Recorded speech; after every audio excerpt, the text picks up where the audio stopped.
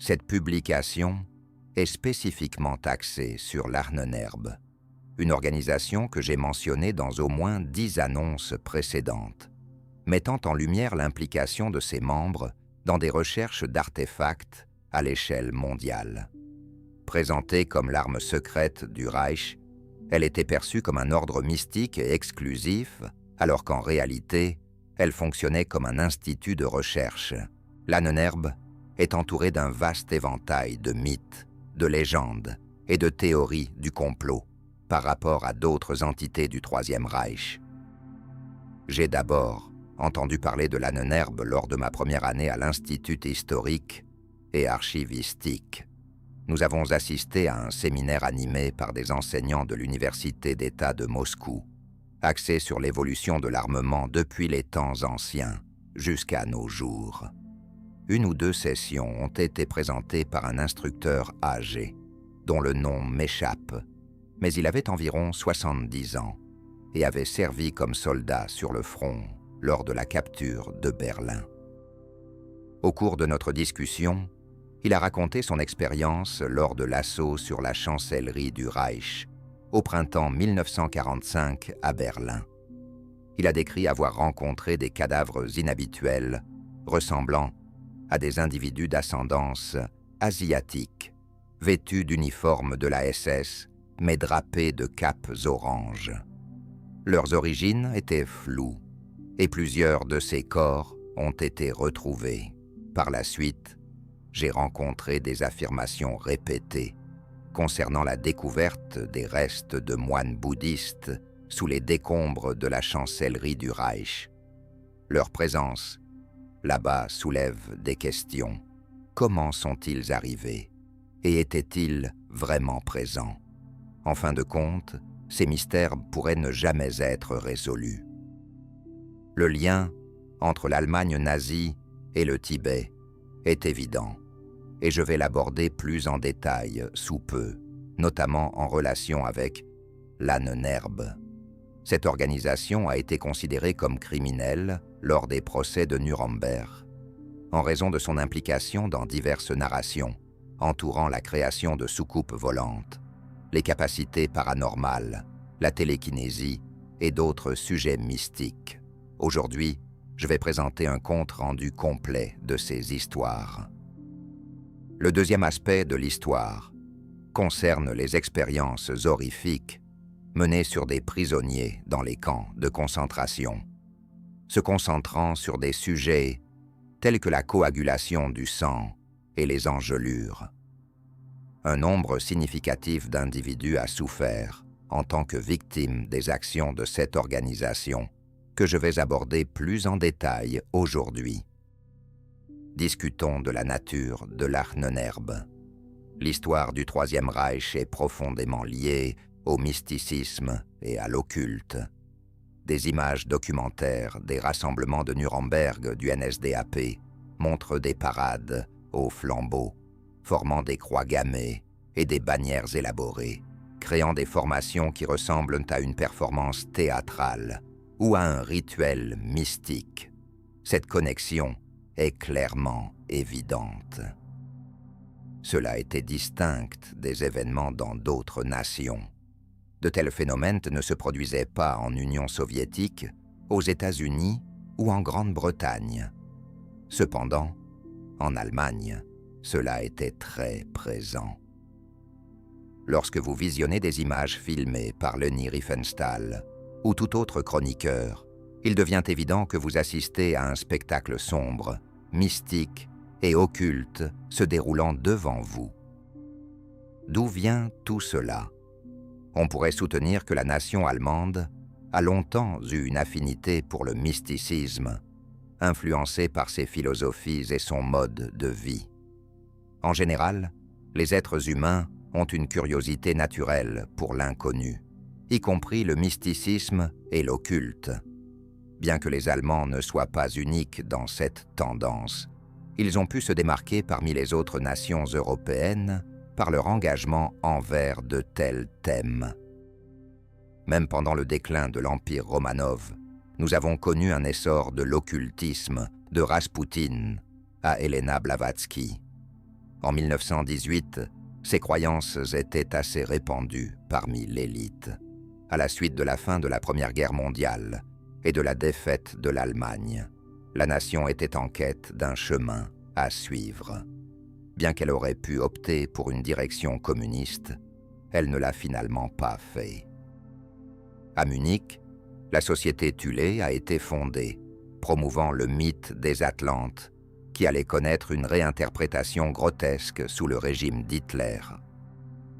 En 1918, Rudolf von Sebottendorf, un mystique et théoricien du complot, a fondé la société Thulé, attirant des intellectuels de Munich désireux d'explorer le domaine du mysticisme. Quel est l'arrière-plan de la société Thulé et pourquoi a-t-elle été fondée? Après la chute d'Atlantis, on dit que les Atlantes ont migré vers un endroit connu sous le nom de Thula, qui est débattu comme étant plus proche de l'Islande ou du Groenland, peut-être en Scandinavie. Là, on pense qu'ils ont conçu la race aryenne. Si vous avez vu 17 moments du printemps, vous remarquerez des références continues au vrai caractère aryen, nordique. Dans ma jeunesse, j'ai eu du mal à comprendre ce que cela signifiait. Selon la société Thulé, les vrais Aryens étaient considérés comme des descendants des Atlantes et constituaient la race principale sur Terre. On croyait que les Allemands étaient des descendants des Atlantes et des Hyperboréens, faisant partie d'une civilisation nordique significative. La société Thulé se concentrait sur l'exploration de ces liens et racines ancestraux. Cependant, elle avait une nature conspirationniste et raciste, particulièrement mise en évidence par l'émergence d'Hermann Wirth. Il a écrit une œuvre sur les origines de l'humanité, affirmant que la race nordique était responsable de toute la beauté sur Terre, ayant inventé la langue et la culture. En revanche, il décrivait le Gondwana méridional comme habité par des sous-humains, y compris les Noirs et les slaves, qu'il considérait comme inférieurs. Selon lui, ces groupes déformaient la langue nordique et, à travers leurs relations avec des individus nordiques, contribuaient à la dégénérescence de l'humanité. Ainsi, les Allemands étaient perçus comme des descendants de la race dominante, nécessitant une unification pour maintenir leur pureté raciale et affirmer leur statut de peuple supérieur sur Terre. En revanche, les autres étaient considérés comme des individus de seconde classe. Cette théorie était présentée comme scientifiquement fondée, soutenue par diverses affirmations et des preuves douteuses. Comme nous l'explorerons plus tard, cette idéologie a gagné une sérieuse traction parmi les élites allemandes. Il serait trompeur de décrire les participants uniquement comme des imposteurs ou des fraudeurs, bien que certains aient effectivement été associés à la société Thulé. Pour nos besoins, il est sans importance de savoir si Hitler a commis ses crimes par pensée rationnelle ou sous l'influence du mysticisme.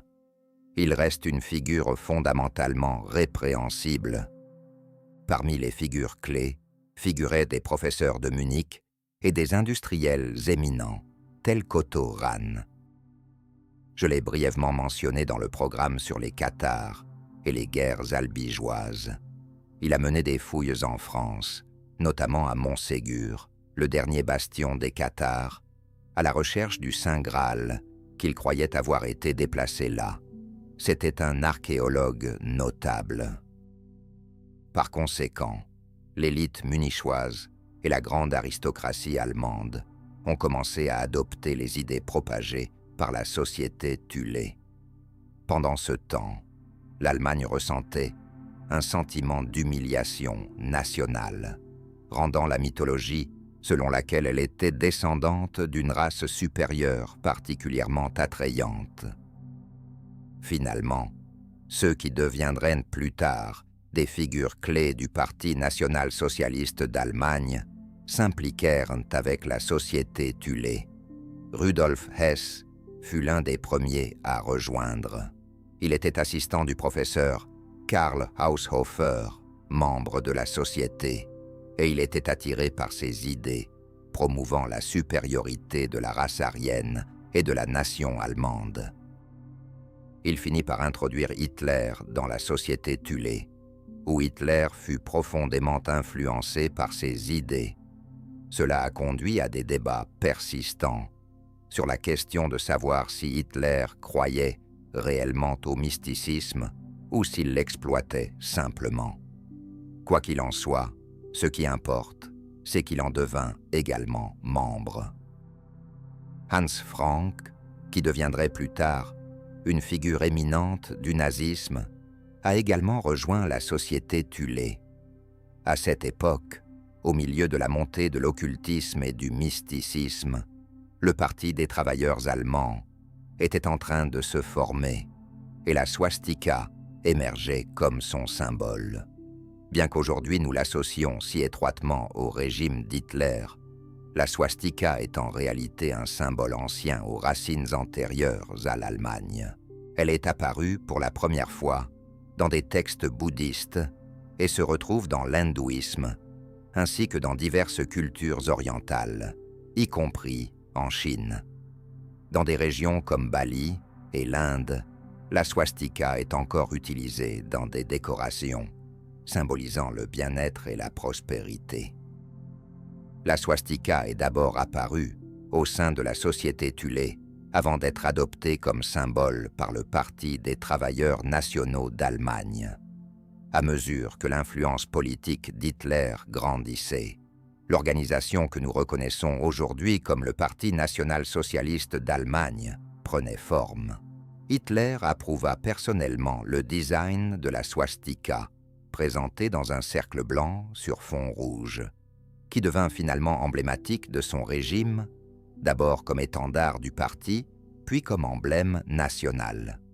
Bien qu'associé à son idéologie, ce symbole n'a pas ses origines dans la philosophie allemande, mais dans la pensée tibétaine. La société Thulé a évolué parallèlement à l'ascension d'Hitler au pouvoir, ses membres étant étroitement liés les uns aux autres. Au début des années 1920, Heinrich Himmler, notre figure clé, rejoignit le Parti national socialiste. À cette époque, il cherchait une nouvelle base philosophique. Élevé initialement comme catholique et explorant diverses religions, il les trouva finalement insatisfaisantes et se tourna vers la société Thulé. Là, il fut profondément influencé par ses idées. Himmler est largement connu comme l'architecte de l'Holocauste et l'auteur des ordres d'extermination des Juifs. La philosophie prônée par la société Thulé, qui mettait l'accent sur la supériorité allemande et avait des vues fortement antisémites, résonnait fortement en lui. À Munich, ils publièrent un journal appelé Beobachter, qui évolua par la suite en Völkischer Beobachter, centrale dans la propagande nazie. Cette publication était farouchement antisémite, affirmant que les Juifs étaient comme un abcès sur la nation allemande et attribuant la défaite de l'Allemagne lors de la Première Guerre mondiale à leur influence. Elle reprenait toute la rhétorique typique des antisémites, élaborée par des individus éduqués. Himmler y était particulièrement attiré et s'impliqua de plus en plus. Ayant été exposé à des croyances occultes et mystiques depuis son enfance, il commença à se voir comme la réincarnation d'Henri Loiseleur, un leader historique qui unifia pour la première fois les tribus germaniques. Himmler continua à cultiver ses croyances, qui joueraient un rôle significatif dans le futur. Deux mouvements étroitement entrelacés étaient à l'œuvre, l'occultisme mystique et l'idéologie nationale-socialiste, constituant effectivement un parti unifié. En 1935, Hermann Wirth, que j'ai mentionné précédemment, organisa une exposition intitulée « L'héritage des ancêtres allemands ». Cet événement mettait en avant divers artefacts provenant de fouilles, pierres et runes, célébrant la prééminence de la civilisation germanique. Il suggérait que le riche héritage du peuple allemand avait été étouffé par la propagation du christianisme en Europe, ce qui avait conduit à la destruction des sanctuaires païens et à un affaiblissement de la nation. Himmler assista à cette exposition et la trouva remarquablement séduisante. En 1935, avec les nazis au pouvoir, Himmler était devenu le chef des SS, servant de garde personnel à Hitler. Il soutenait l'exposition et l'organisation intitulée « Héritage des ancêtres allemands », Ahnenerbe, affirmant « Tout cela est très bon ».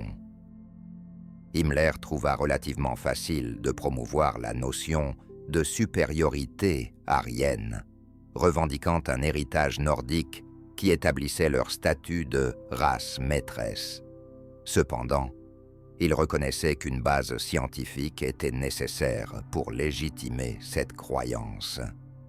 La société Ahnenerbe, qui cherchait des preuves de la domination des anciens Allemands en Europe à travers le mysticisme et l'occultisme, s'alignait parfaitement avec ses efforts de propagande. Himmler adopta cette société, nommant Wirth comme son président, et ils commencèrent à travailler ensemble étroitement. À cette époque, Richard Darr, le ministre de l'Agriculture, assista également à l'exposition. Il avait précédemment écrit « Sang et sol », une œuvre discutant des villages des anciens Allemands et des véritables liens avec l'esprit allemand, ce qui complétait efficacement les thèmes de l'exposition. Il est essentiel de prendre un moment pour clarifier quelque chose. Bien qu'Hitler ait été influencé par le mysticisme, cela l'affecta dans une moindre mesure. En revanche, Himmler était profondément immergé dans ses idées, croyant en des concepts tels que la réincarnation de l'homme-oiseau, l'établissement d'une nouvelle religion et la création de l'ordre noir des SS, qui deviendrait plus proéminent. Cependant, il est crucial de reconnaître que toutes les personnes associées à eux n'étaient pas des occultistes ou ne croyaient pas véritablement en ces notions ésotériques. Certes, il y avait des individus véritablement investis dans ces croyances, mais de nombreux charlatans émergèrent également. Ces escrocs reconnaissaient quand quelqu'un était enclin à croire aux pratiques mystiques et exploitaient volontiers cette disposition pour vendre leurs services. Les clients accueillaient souvent ces offres. Dans la société contemporaine, les personnes riches s'entourent fréquemment de voyants, de magiciens et de conseillers qui créent une aura de légende, de superstition et d'aperçus astrologiques. Ce phénomène existe aujourd'hui et était encore plus prononcé dans le passé. Une figure notable du cercle intime de Himmler était Karl Maria Willigoeth, issu de la vieille aristocratie allemande, mais ayant également été patient dans un hôpital psychiatrique. Il affirmait que son ascendance remontait à Thor, le dieu scandinave, associé au tonnerre. Himmler était captivé par ce récit, d'autant plus que Willigoeth était impliqué dans des fouilles archéologiques. Il postulait l'existence de nombreux anciens temples et sanctuaires allemands, remplis d'artefacts magiques censés conférer des pouvoirs tels que la télépathie et la télékinésie. Himmler commence à soutenir ces idées, Wirth fournissant des justifications à travers des textes anciens et des sagas. L'inclusion des runes devient significative. Les SS incluent 2 runes sigées, qui étaient courantes en Scandinavie et largement utilisées en Allemagne. Ces runes apparaissaient non seulement dans les SS, mais aussi sur les insignes de divers régiments, entraînant une adoption généralisée de ces symboles.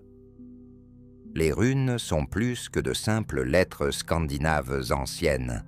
Elles sont considérées comme des talismans et des symboles mystiques.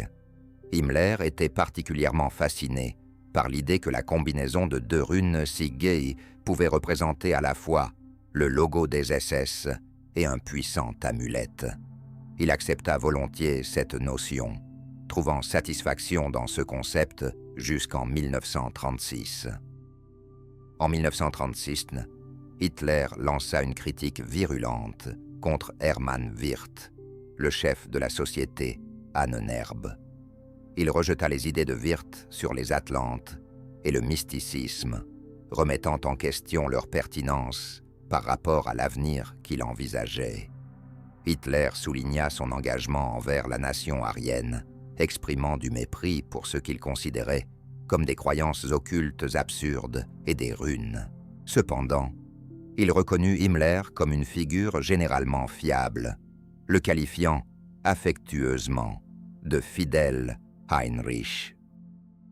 Il était un courtisan habile et un gestionnaire avisé, capable de naviguer dans la bureaucratie et de s'engager dans des intrigues, ce qui faisait de lui un allié très efficace. Hitler appréciait ses qualités, mais était également conscient des croyances peu orthodoxes de Willy Gutt. Bien qu'il permît à Willy Gutt de poursuivre ses intérêts, il insista pour que ceux-ci restent séparés de l'agenda plus large du Troisième Reich afin d'éviter toute confusion. Wirth fit face à de vives critiques de la part d'Hitler, ce qui poussa Heinrich Himmler à réaliser que la situation était intenable. En 1937, il expulsa Wirth de l'Ahnenerbe et prit la direction de l'organisation. Himmler transforma alors l'Ahnenerbe d'une société axée sur l'étude du patrimoine ancestral allemand en un institut de recherche complet couvrant divers aspects de la société allemande. Ce document décrit divers départements, et il est important de noter qu'il y avait 3 feuilles supplémentaires, détaillant d'innombrables divisions, illustrant leur vaste portée au sein de la société allemande. Le département d'astronomie explorait l'hypothermie, enquêtant sur des méthodes pour traiter les prisonniers gelés avec du thé arien ou de l'eau chaude. Pendant ce temps, le département de biologie se concentrait sur l'amélioration humaine et les avancées médicales. Le département de botanique se concentrait sur le développement de nouvelles variétés de plantes, y compris le blé et le bétail. Le département de géologie et de minéralogie menait des recherches sur l'eau et le sol qui servaient à plusieurs fins. Par exemple, les études géologiques étaient cruciales pour la construction de bunkers secrets, tandis que l'analyse de l'eau était tout aussi significative. Une expédition de l'Ahnenerbe eut lieu en Abkhazie, au lac Ritsa, avant la guerre avec l'Union soviétique, où des échantillons d'eau furent collectés. La haute qualité de l'eau amena les Allemands à la considérer comme idéale pour la production de plasma sanguin. Les recherches menées par divers départements comprenaient des fouilles en Allemagne et dans les territoires occupés, visant à découvrir des traces de l'ancienne civilisation allemande. Les archéologues mirent au jour des temples, des vestiges de feux sacrificiels, des armes et des outils agricoles pour reconstituer l'héritage de la nation allemande. Le département de l'art allemand cherchait à établir que l'art allemand avait longtemps exercé une influence en Europe. Cependant, en 1938, ce département fut brusquement dissous. Le département d'héraldique se concentrait sur la création de blasons pour l'élite émergente, retraçant la lignée jusqu'à la 8e ou 10e génération. Une anecdote intéressante concerne une actrice allemande qui fit remarquer à Himmler son image des Aryens idéaux, des blonds grands aux yeux bleus, qui étaient les véritables Allemands, ayant autrefois vaincu l'Empire romain lors de la bataille de la forêt de Teutobourg. En observant la direction du Reich, on pourrait trouver Himmler ressemblant à un singe et Hitler ayant une apparence quelque peu diabolique. Cela soulève la question de savoir pourquoi il n'incarne pas l'idéal aryen.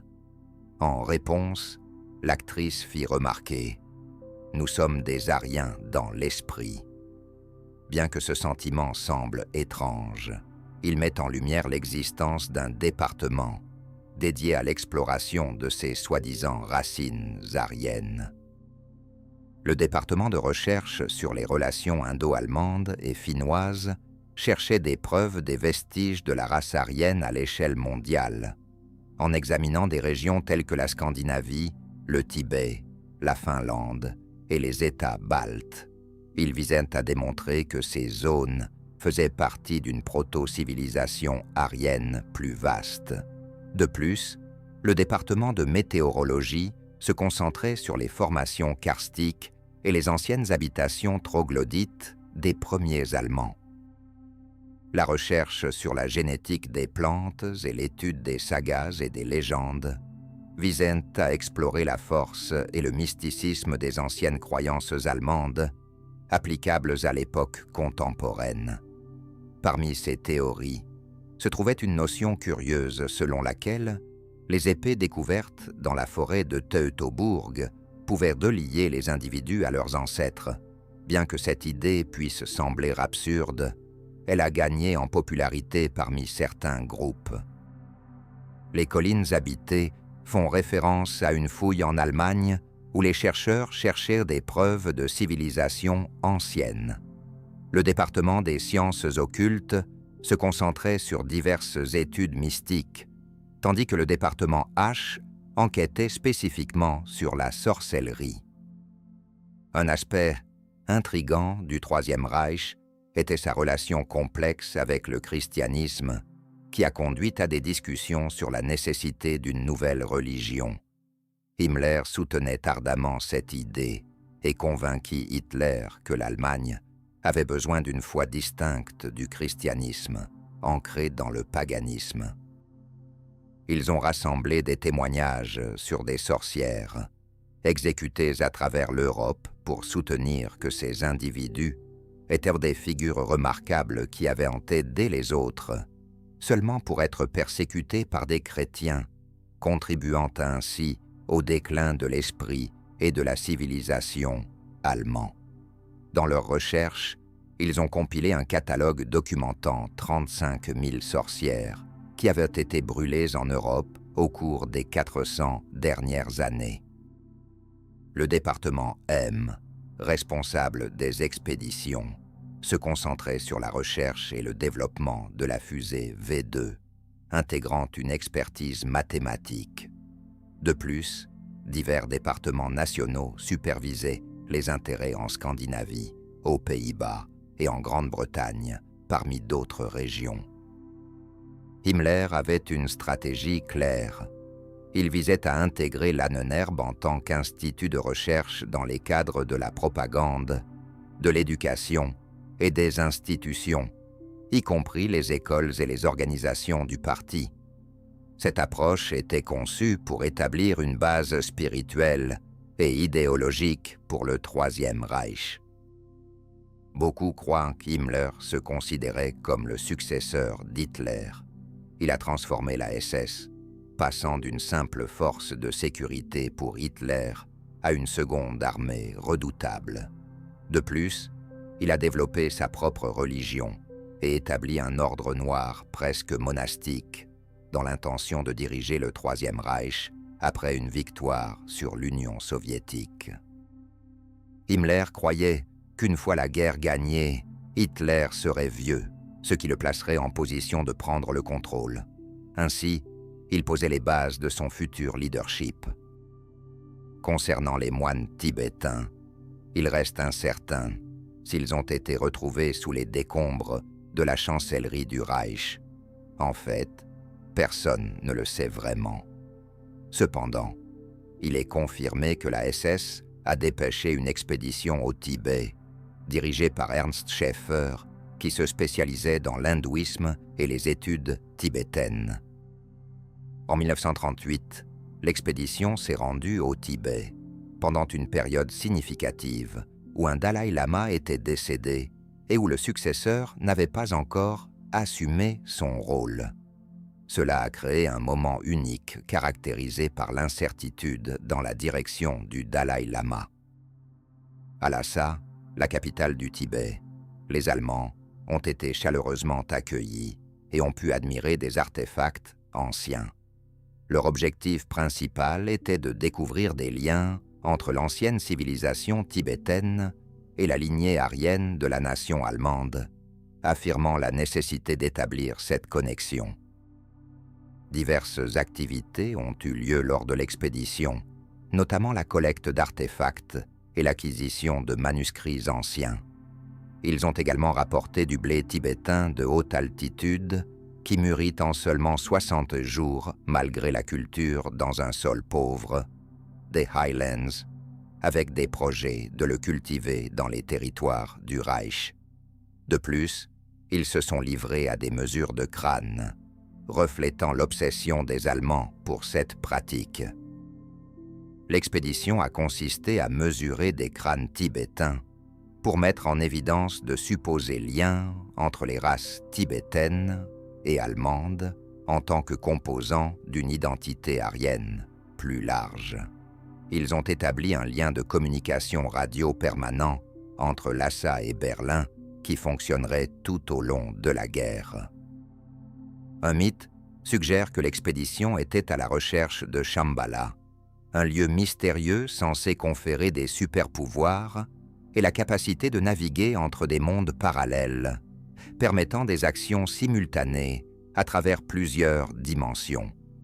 Cela reflète leur fascination pour le mysticisme. Bien que l'expédition n'ait pas découvert Shambhala, elle est rentrée à Berlin avec une gamme d'offrandes des Tibétains, y compris des manuscrits anciens, des objets cérémoniels et un grand Danois tibétain destiné à Hitler, qui, à mon avis, est probablement mort avant de pouvoir les recevoir. L'expédition a culminé avec la production du film « Tibet mystérieux », qui a été présenté dans les cinémas de l'Allemagne d'Hitler. Le film visait à démontrer que les lamas tibétains et leurs pratiques occultes associées étaient intégrales à l'identité allemande, soulignées par des représentations de leurs danses enjouées. Cette notion d'agression et de quête de plus d'espace vital est profondément ancrée dans notre identité. En conséquence, une autre expédition est partie pour le Moyen-Orient en 1938, afin de rechercher des artefacts provenant de civilisations anciennes. L'année suivante, une troisième expédition s'est rendue en Islande pour explorer l'héritage viking qu'ils ont identifié comme faisant partie de la lignée germanique en se concentrant sur les runes, les pierres runiques, les amulettes et plus encore.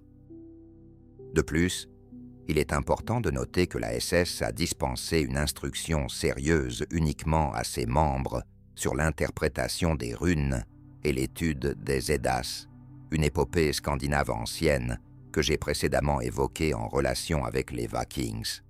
En outre, le personnel de la SS a été enseigné que les anciens Allemands faisaient preuve de cruauté envers les prisonniers et avaient historiquement noyé les homosexuels, les malades mentaux et les traîtres dans des marais.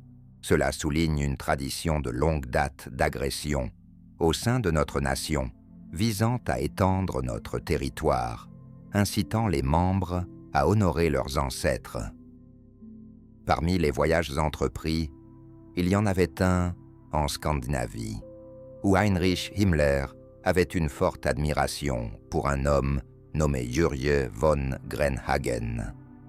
Fin par naissance, Grenhagen s'était installé en Allemagne et avait traduit l'ancienne épopée carélienne, Kalevala, qu'il croyait contenir des vestiges de l'ancienne civilisation allemande. Envoûté par cette idée, Himmler a dépêché Grenhagen en Carélie, où il a cherché d'autres preuves de cette ancienne civilisation et a compilé un dossier exhaustif sur les sorcières, qui est devenu un recueil de 30 000 entrées à la fin de la guerre. Ils ont enquêté sur divers sujets occultes, en plus des sorcières, y compris la télékinésie la lecture de pensées à distance, la télépathie et l'hypnose, avec un intérêt marqué pour ces pratiques. Bien que beaucoup étaient sans aucun doute des imposteurs, certains croyaient réellement en leur légitimité.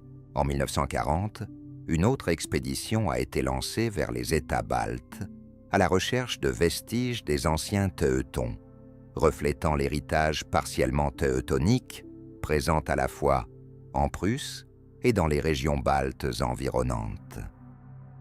L'expédition cherchait également des connaissances censées avoir été transmises des anciens Allemands aux chevaliers médiévaux, puis à l'ordre teutonique et partiellement aux francs-maçons.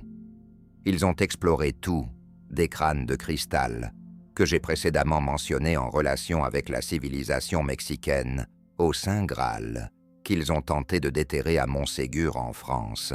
Tous ces artefacts ont été rassemblés à Berlin, dans le but de les consolider, pour renforcer une nouvelle civilisation redoutable au sein du Troisième Reich, imprégnée de propriétés mystiques. En 1942, Schaeffer, qui avait dirigé l'expédition tibétaine, s'est rendu en Union soviétique et s'est concentré sur des fouilles dans le Caucase pendant la guerre en cours. Environ 7 ans auparavant, un coffre mystérieux, orné de symboles de la Ranenherbe, avait été découvert en Adigé, contenant 2 crânes que l'on pensait appartenir à des extraterrestres.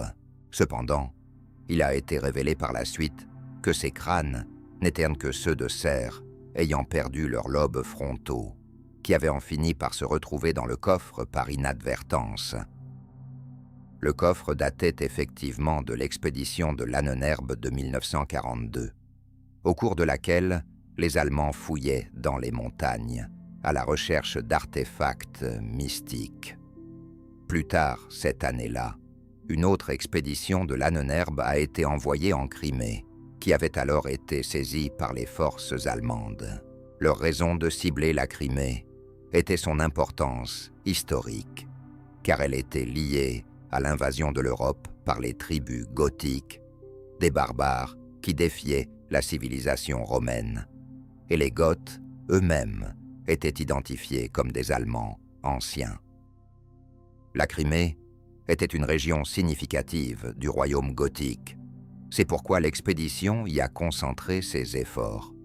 Ils cherchaient à fouiller des sites anciens dans l'espoir de découvrir des artefacts liés à leur héritage allemand, le rendant remontant à cette lignée gothique. Cependant, leur grande vision n'a finalement abouti à rien. Ils imaginaient la Crimée comme un refuge pour la plus haute élite du Troisième Reich, où des chênes, considérés comme un véritable arbre allemand, étaient plantés et où du blé spécial était cultivé pour des récoltes pures, destinées exclusivement aux Aryens. Le plan était d'établir un refuge pour les plus hauts rangs et l'élite du parti, avec des fonds déjà alloués au projet. Cependant, en raison des actions de l'armée soviétique, la Crimée a été perdue et par la suite, l'Allemagne a été vaincue dans la guerre. En conséquence, ces ambitions n'ont jamais été réalisées.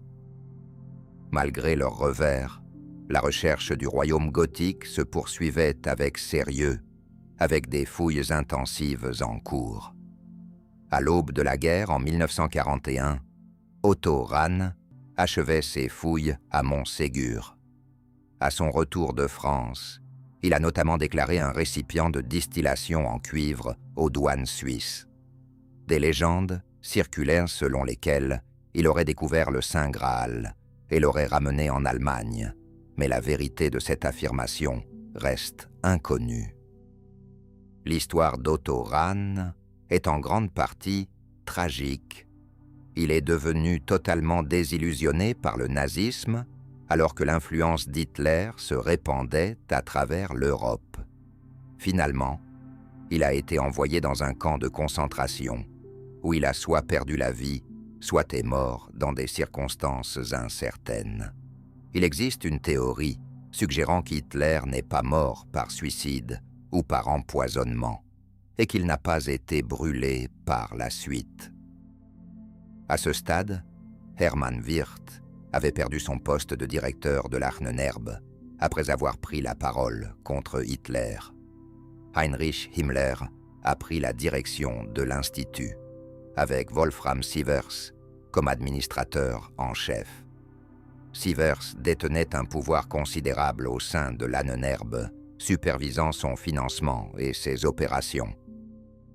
L'individu qui sera pendu après les procès de Nuremberg est responsable des atrocités commises par l'Ahnenerbe dans les camps de concentration, un sujet que j'élaborerai plus tard. Ces expéditions du Troisième Reich impliquaient des nazis cherchant dans diverses régions du monde des artefacts mystiques censés être liés à la nation allemande. Leur objectif était de rassembler ces artefacts pour exploiter le pouvoir mystique ancestral et le transmettre au nouvel homme. Poussés par leur obsession de créer le nouvel homme, Himmler a structuré la SS comme une sorte d'ordre monastique. Les membres étaient soigneusement sélectionnés en fonction de leur héritage ancestral, nécessitant une preuve de filiation remontant avant 1800. De plus, tout membre de la SS souhaitant se marier devait fournir des preuves généalogiques de son conjoint pour s'assurer qu'il n'était pas entaché par une ascendance juive ou sous-humaine. Leur objectif était de créer une nouvelle race caractérisée par des blonds aux yeux bleus, grands et robustes. Les mariages au sein de la SS n'étaient pas ordinaires. Ils nécessitaient une cérémonie spéciale avec un mariage célébré en présence de hauts fonctionnaires. De plus, les enfants devaient être conçus lors des solstices de printemps ou d'hiver, conformément aux anciennes traditions germaniques. Ce mélange de théories du complot mystique, désormais prominent sur YouTube aux côtés des sentiments anti-vaccins, a de profondes racines historiques, semblables à des doctrines rigides. Himmler était véritablement troublé par les récits historiques, principalement axés sur l'extermination des Juifs, qu'il voyait comme des obstacles à la nation allemande, et sur la création d'une nouvelle race maîtresse.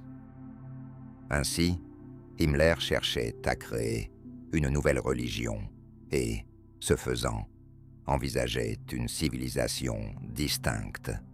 Après la mort d'Hitler, il visait à prendre les rênes de cette vision.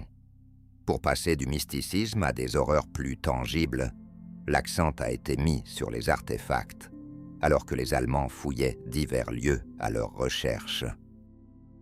Comme je l'ai mentionné plus tôt, des efforts ont été faits pour localiser le Saint Graal à Montségur, le dernier bastion des Cathares, et des recherches sur des crânes de cristal ont eu lieu en Amérique latine.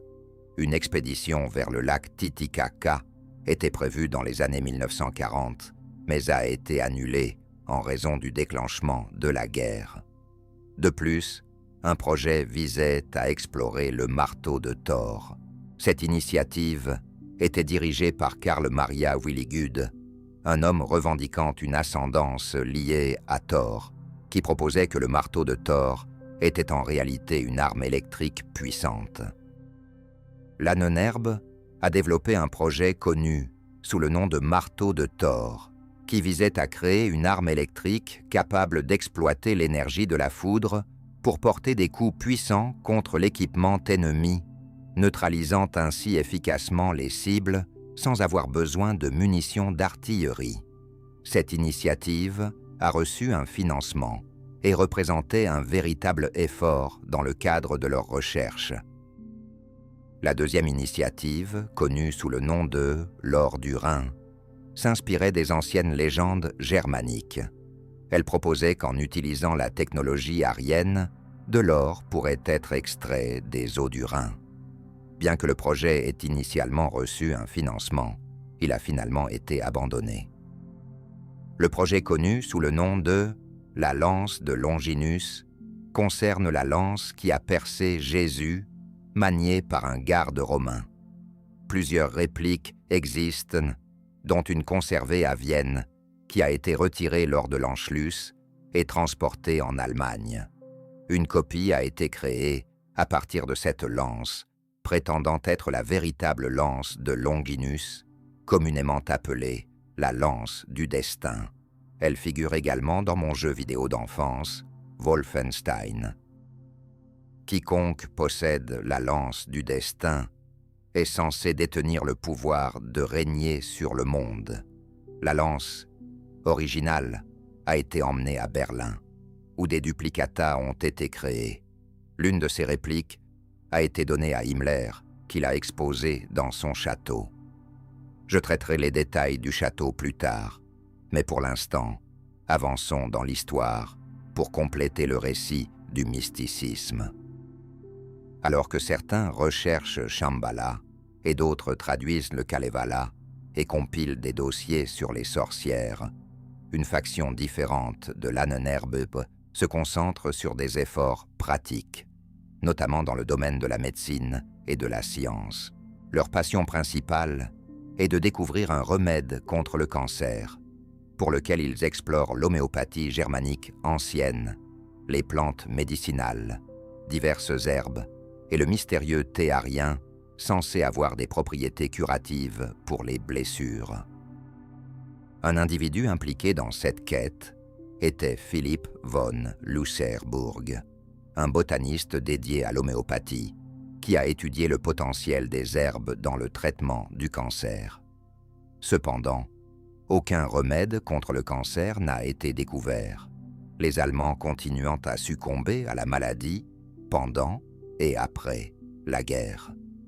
Cette situation peut être décrite comme relativement bénigne en comparaison. August Hirt a mené des recherches sur les effets des gaz sur les humains, utilisant des détenus de camps de concentration comme sujet d'essai. Il a spécifiquement étudié combien de gaz une personne pouvait supporter et si l'administration d'un antidote après l'exposition pouvait déterminer la survie. Je fournis un aperçu général, puisque je ne suis pas un professionnel de la santé et souhaite éviter d'entrer dans des détails complexes.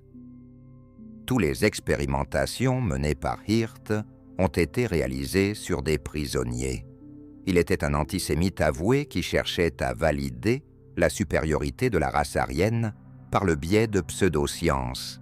Utilisant des techniques telles que les mesures de crâne, il dirigeait un laboratoire à Strasbourg, où à l'arrivée des troupes alliées, des restes de corps disséqués dans du formaldéhyde étaient encore présents pour ses recherches médicales douteuses. Il possédait une vaste collection de crânes juifs qu'il utilisait pour soutenir des affirmations d'infériorité raciale à travers les mesures qu'il effectuait. Cela faisait partie de son implication dans des expériences médicales sur des prisonniers de camps de concentration. Édouard May était un entomologiste qui se concentrait sur l'étude des parasites, des rats, des cafards et divers insectes, un domaine qui semblait inoffensif à première vue. Cependant, toutes ces archives et dessins ont finalement disparu, une question que nous aborderons plus en détail plus tard. Malgré les circonstances, les Allemands ont progressé vers le développement d'armes bactériologiques. Heinz Brücher était une autre figure clé, se concentrant sur la génétique des plantes pour améliorer la fertilité des cultures telles que le blé, les pommes de terre et les tomates, la production alimentaire étant un enjeu crucial. À un moment donné, il prédit que les Allemands seront confrontés à une pénurie alimentaire dans les siècles à venir, soulignant la nécessité de mettre en œuvre les avancées en génétique des plantes qu'ils ont développées. Cela soulève la question de la manière dont il est parvenu à cette conclusion. Heinz Brücher a partiellement développé certains de ses travaux de manière indépendante, mais il s'est également appuyé sur des unités militaires, SS, en Union soviétique, pour saisir les archives de Vavilov, un généticien éminent qui avait été persécuté. S'appuyant sur les recherches de Vavilov, Heinz Brücher s'est lancé dans ses propres projets de sélection et d'hybridation des plantes. Après la guerre, il n'a pas été poursuivi et a poursuivi son travail en botanique et en sélection végétale, explorant divers engrais. Il s'est ensuite installé en Argentine, où il a été tué à l'âge de 71 ans sur sa ferme. On prétend qu'il avait créé un parasite affectant les plantations de coca, ce qui a conduit à sa mort aux mains de la mafia colombienne après la découverte de ses travaux. Ainsi se déroule son histoire. Alex Berg est un homéopathe quelque peu reconnu qui a mené des expériences avec des herbes destinées à des applications topiques visant à guérir les blessures. Il a également créé une concoction qu'il appelait « thé arienne » qui semble avoir été utilisée comme une forme de propagande. Quelle que soit sa légitimité, il a activement poursuivi ce travail. L'une des figures les plus méprisables était Sigmund Rascher, qui travaillait à Dachau et avait une correspondance personnelle avec Himmler. Il se concentrait sur l'observation des individus proches de la mort et sur la rapidité avec laquelle ils pouvaient être réanimés d'un état de congélation, croyant que cela était crucial pour l'effort de guerre. Basé sur une théorie de la chaleur spirituelle, il a émis l'hypothèse que réchauffer des individus gelés accélérerait leur rétablissement. Malheureusement, de nombreuses personnes ont souffert et sont mortes à cause de ces expériences. Les expériences menées dans des chambres de pression ont révélé des statistiques stupéfiantes, avec seulement 2 personnes sur 200 survivants. Ces tests consistaient à soumettre les participants à une basse pression pour déterminer combien de temps ils pouvaient supporter de telles conditions. Les résultats ont été jugés cruciaux pour faire progresser les opérations sous-marines et l'aviation. Sigmund Rascher a rencontré un destin sombre, ayant mené des expériences liées à l'hypothermie, aux chambres de pression, aux poisons et aux blessures. Il a observé la rapidité avec laquelle le sang pouvait être arrêté chez les individus blessés pendant les combats, les soumettant à des tests douloureux. De plus, il prétendait se spécialiser en gynécologie, affirmant qu'il pouvait guérir l'infertilité chez les femmes allemandes. Il se vantait même que sa femme avait donné naissance à leur 2e enfant à 49 ans et à leur 3e à 52 ans, attribuant cela à un médicament miracle qu'il avait développé, bien qu'il ne l'ait testé que sur elle et prévoyait de l'offrir ensuite en pharmacie. Himmler a d'abord soutenu le travail de Rascher, mais dans les années 1940, la femme de Rascher a été arrêtée à Munich pour avoir tenté d'enlever un bébé dans une gare. Cela a conduit à une enquête choquante, révélant que les enfants qu'elle prétendait avoir, conçus à près de 50 ans, étaient en réalité des nourrissons enlevés. Rascher n'avait réalisé aucune avancée significative en gynécologie. Lui et sa femme ont ensuite été envoyés dans un camp de concentration, où elle a finalement mis fin à ses jours. Rascher a été exécuté d'une balle dans la nuque juste avant l'arrivée des Alliés, probablement dans une tentative de dissimuler leurs activités. Ainsi, son histoire s'est conclue de manière tragique. L'Ahnenerbe englobait un large éventail d'activités, mêlant mysticisme pour soutenir l'idéologie aryenne à des expériences pratiques visant à améliorer les tactiques militaires et les traitements médicaux. Himmler participait fréquemment au conseil scientifique de l'Ahnenerbe et était fortement impliqué dans ses initiatives en tant que président. La question se pose: qui a financé l'Ahnenerbe? L'organisation bénéficiait d'un soutien financier substantiel, ce qui attirait de nombreux jeunes scientifiques séduits par des salaires compétitifs. Bien que certains projets, comme le Rein d'Or, aient été rapidement arrêtés, des recherches sérieuses dans des domaines tels que la botanique et la médecine ont reçu un soutien ample. Le financement provenait en partie de la Reichsbank, qui allouait des ressources budgétaires à l'Ahnenerbe et en partie du cercle de bienfaiteurs de Himmler. Malgré les efforts pour renforcer la nation allemande contre les menaces extérieures, l'histoire reste silencieuse sur l'issue de ce combat entre le bien et le mal, tel qu'ils le percevaient. Ces industriels et fabricants étaient des figures apolitiques, souvent mentionnées lors des procès de Nuremberg, qui appartenaient au cercle d'amis de Himmler. Deux des plus grands soutiens de l'Ahnenerbe étaient Daimler-Benz et BMW, qui ont établi des subventions et fourni des financements pour les diverses expériences menées par l'organisation. Je crois que la situation fonctionnait de deux manières. D'une part, les associés de Himmler approchaient Mercedes, exigeant des fonds que l'entreprise se sentait obligée de fournir. En même temps, il est clair que Mercedes et BMW avaient des contrats militaires et utilisaient la main-d'œuvre des prisonniers des camps de concentration dans leurs usines. Cela a créé un arrangement mutuellement bénéfique, entraînant un soutien financier significatif pour leurs opérations. La deuxième question à considérer est le rôle d'Hitler dans tout cela.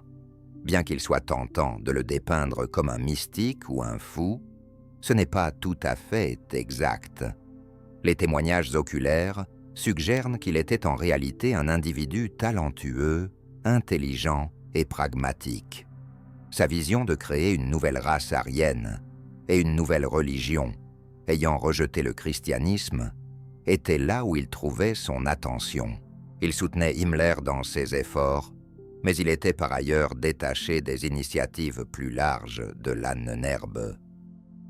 À un certain moment, Himmler a intégré divers concepts mystiques dans un cadre qui positionnait des forces supérieures comme des influences directrices derrière Hitler.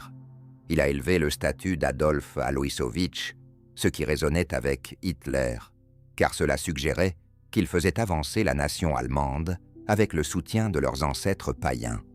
Ce récit présentait ces efforts comme une mission plutôt que comme une simple consolidation du pouvoir, et Hitler appréciait cette perspective.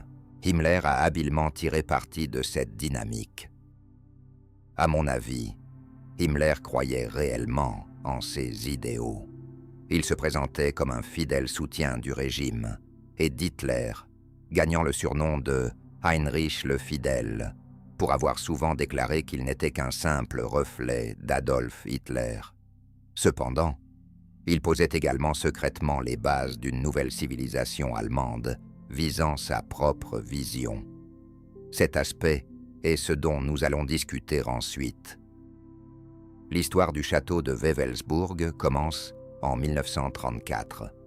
Ce château a été présenté dans divers films et est connu comme étant l'inspiration pour le château de Wolfenstein dans le jeu vidéo. Il a servi de résidence à Himmler, avec des plans initialement établis pour le développer en un centre de formation pour le personnel SS, y compris une université SS et un camp d'entraînement. Le projet a officiellement débuté cette même année. Le choix du château de Wewelsburg découle de l'influence de Karl Maria Wiligut, qui prétendait que son ascendance était liée à Thor. Il a convaincu Himmler de son importance en tant que site de culte ancien pour les tribus germaniques. Là se tenait autrefois l'arbre Irminsul, un objet de vénération pour les anciens Allemands que Charlemagne a abattu durant la période franque. Il symbolisait la force vitale du peuple allemand. Depuis lors, le processus de christianisation avait cherché à supprimer et à saper la race germanique. À proximité de ces sites sacrés se trouve le château de Wewelsburg, où Himmler a d'abord commencé à construire une école pour la SS et l'a ensuite fait devenir sa résidence. Cela introduit l'histoire de l'ordre noir de la SS, qui va au-delà d'une simple organisation. Il englobe des détachements militaires et les unités de sécurité personnelle d'Hitler. Himmler considérait la SS comme semblable à une fraternité monastique. Un symbole notable de cela est l'infâme anneau de la SS, souvent appelé le chapitre des morts. Ces anneaux, qui étaient distribués personnellement par Himmler, sont devenus de rares objets de collection. Ils présentent un design en argent représentant un crâne, des runes SS et le nom du propriétaire gravé dessus. Cet anneau était personnellement remis par Himmler comme un signe de reconnaissance pour des réalisations notables au sein de la SS. À la mort d'un membre, l'anneau devait être retourné au château de Wewelsburg, où il reposerait dans la crypte parmi le panthéon des héros tombés. L'anneau était considéré comme un emblème de l'ordre qui ne devait jamais être perdu, vendu ou échangé. Himmler percevait la SS comme une forme d'ordre monastique qui incluait une formation aux runes censée conférer de la chance et améliorer les capacités de combat. Herbert Jankun donnait des conférences pour la SS sur les pratiques anciennes allemandes, affirmant que les épées ancestrales pouvaient accorder des pouvoirs extraordinaires. Une réplique de la lance de Longin, que j'ai mentionnée précédemment, était exposée dans le bureau d'Himmler au château de Wewelsburg, orné de runes dans tout le bureau. J'ai visité ce château avant qu'il ne soit détruit en 1945, bien que la tour nord, où des événements significatifs se sont déroulés, ait été restaurée. La tour comprend plusieurs étages. Le niveau inférieur contient une crypte pour les membres estimés de la SS, tandis que le niveau supérieur présente une salle circulaire. Cette salle, souvent appelée la salle du Saint Graal, est surmontée d'un dôme avec 48 fenêtres. Une flamme éternelle y brûle et des vestiges de son réseau de tuyauterie abstrait peuvent encore être vus. Le célèbre design du soleil noir en mosaïque reste également sur le sol. Cet emblème ressemble à un ancien symbole tibétain et peut être observé par les touristes au château de Wewelsburg. Cependant, je trouve que l'énergie qui y règne est troublante. Elle affecte le bien-être. Ce n'est pas que des secrets fascistes cachés se trouvent dans les sous-sols. Plutôt, il est clair que des personnes avec des degrés variés de fanatisme et de malveillance ont imprégné l'endroit de leur présence. Himmler l'a transformé en sa résidence. Et il est à noter que la disposition de Wewelsburg a nécessité une reconstruction significative. Le château est conçu en forme triangulaire, rappelant la lance de Longin. Il a été construit autour de symboles que Himmler défendait avec ferveur, ce qui est lié à son intérêt pour le Tibet. À un moment donné, il a développé une fascination pour le yoga et l'hindouisme. Il semblait se préparer à la direction d'un nouvel ordre mondial. Des runes et divers artefacts ont été apportés au château dans le cadre de cette vision. Bien que la structure ait été détruite en 1945 lors de l'avancée de l'armée soviétique, elle a depuis été restaurée et est ouverte aux visiteurs aujourd'hui. Les anneaux en argent, les anneaux de la tête de mort et la lance du destin étaient tous destinés à être abrités dans le château. De plus, il existe une légende selon laquelle la mythique bataille, au dernier boulot, s'est déroulée à cet endroit ou à proximité, où le conflit ancien entre les civilisations occidentales et orientales a eu lieu, entraînant la division en 2 tribus. Tout a été construit sur une base profondément mystique, alors qu'Himmler cherchait à établir une nouvelle religion. Le département Haxon, axé sur la sorcellerie, s'engageait dans des entreprises conspiratrices et mystiques, collectant des artefacts de sorcières à travers l'Europe. En revanche, le département M opérait sous Ahnenerbe et était une organisation plus pratique traitant des mathématiques, dirigée par un individu nommé Bozak. Des preuves suggèrent que les membres d'Ahnenerbe ont participé à tous les projets technologiques du Troisième Reich. À la fin de la guerre, le Troisième Reich avait réalisé des avancées significatives. Le premier avion à réaction, connu sous le nom de Monsieur Schmid, a été introduit, ainsi que le missile balistique F-2. Les Allemands étaient sur le point de créer un réacteur nucléaire et avaient presque développé des armes biologiques. Les membres d'Ahnenerbe étaient impliqués dans ces initiatives, accédant aux archives et contribuant à leur développement. Des documents indiquent qu'Himmler a impliqué son personnel dans diverses avancées scientifiques. Que sont-ils devenus, pourriez-vous demander? Ils n'ont pas simplement disparu.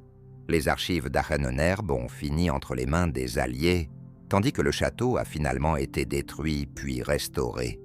Cependant, Bozak, qui dirigeait le département M, a complètement disparu après la guerre, comme s'il n'avait jamais été là du tout.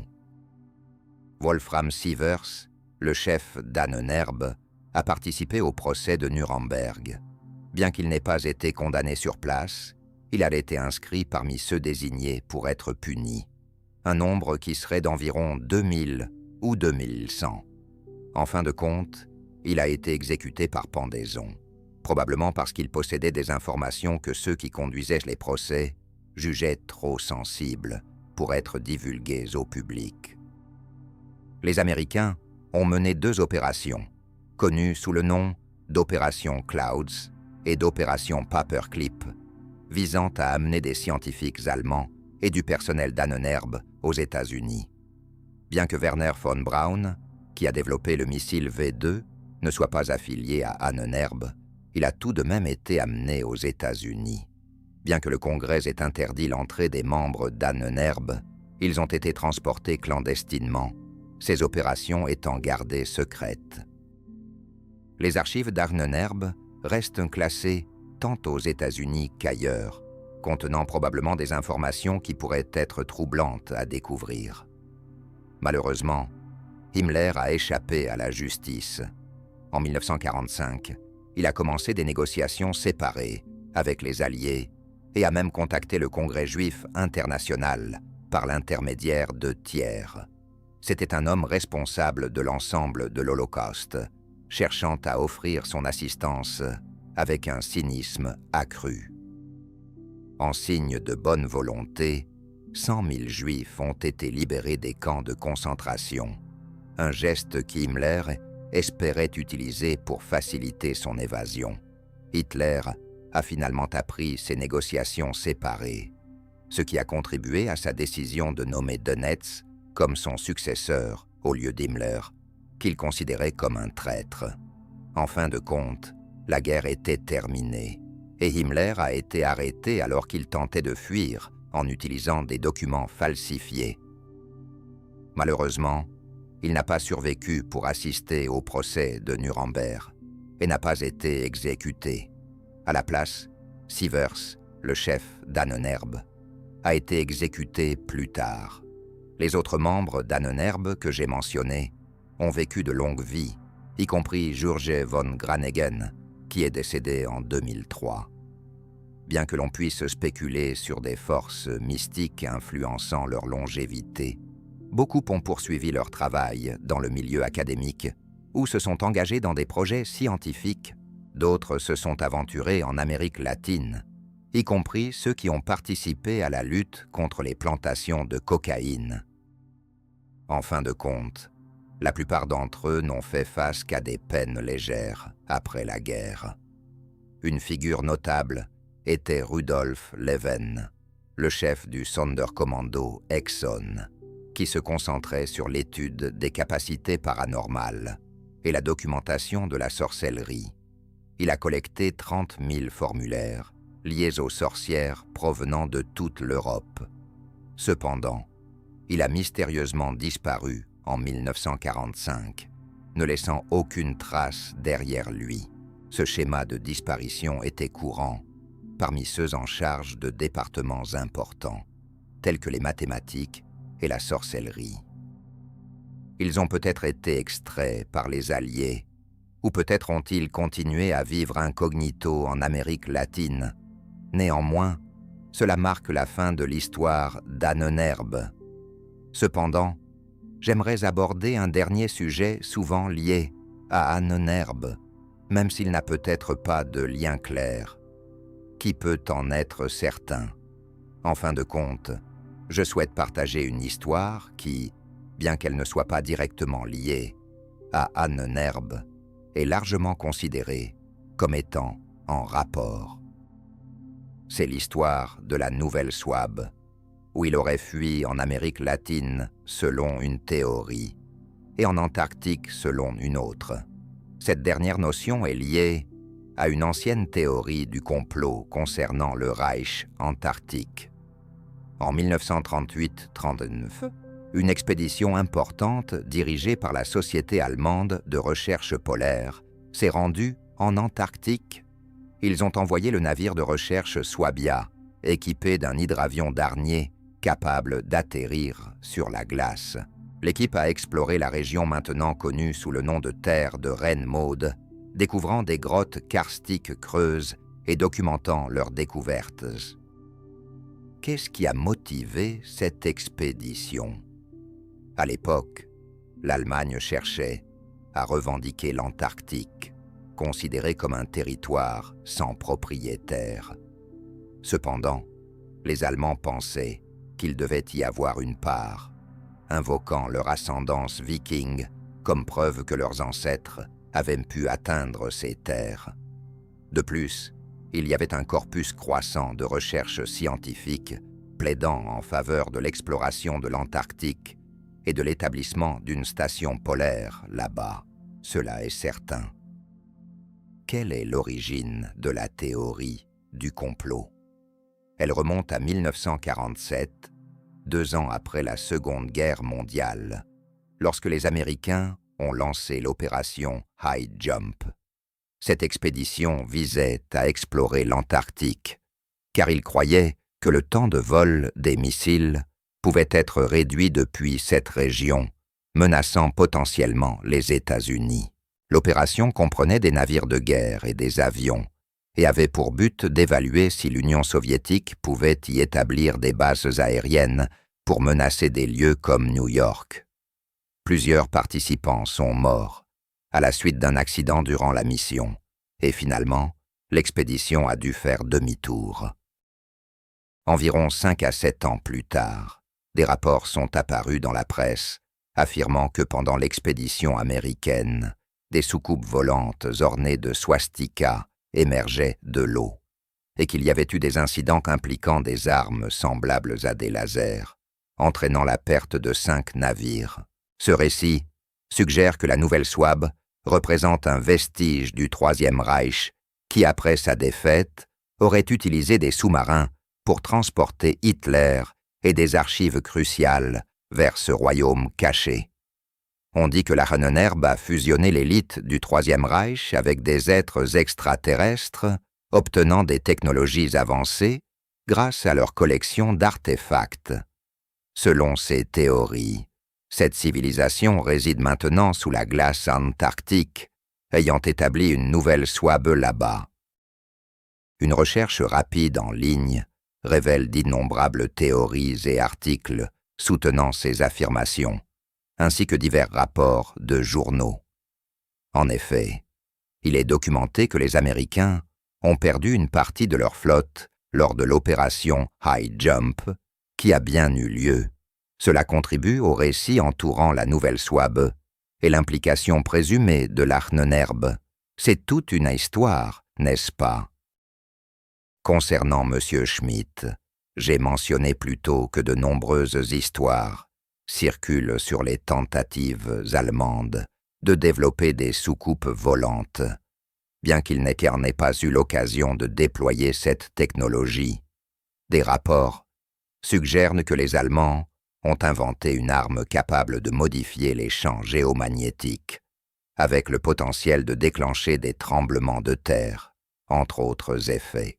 Cela est lié à une richesse de théories mystiques et conspirationnistes associés à l'Ahnenerbe. Néanmoins, bien que cette organisation ait des attributs semi-mystiques et semi-occultes, elle était fondamentalement impliquée dans la recherche pratique et était en effet une entité réelle. Cela marque le début et la conclusion du récit. En conclusion, je souhaite mettre en avant Rudolf von Sebottendorf, l'individu derrière ces développements. Il était le fondateur de la société Thulé, qui a ensuite établi l'Ahnenerbe. Dans les années 1940, il est tombé en disgrâce en raison de son obsession pour le mysticisme et les pratiques occultes, finissant par se retrouver à Istanbul. Des rapports suggèrent qu'il aurait pu agir en tant qu'espion, travaillant pour le renseignement allemand à travers l'Abwehr, bien qu'il soit également possible qu'il ait simplement cherché à explorer l'occulte. Finalement, en 1945, suite à la défaite de l'Allemagne dans la guerre, il aurait mis fin à ses jours en sautant dans le Bosphore un matin. Cela conclut le récit de l'Ahnenerbe, probablement l'organisation mystique clandestine du Troisième Reich. J'avais pour objectif de partager toutes les informations que j'ai découvertes concernant à la fois le mysticisme et les applications pratiques. C'était une organisation véritablement effrayante, très différente des jeux vidéo ou des aventures légères dépeintes dans les films d'Indiana Jones. C'était une organisation tangible, merci.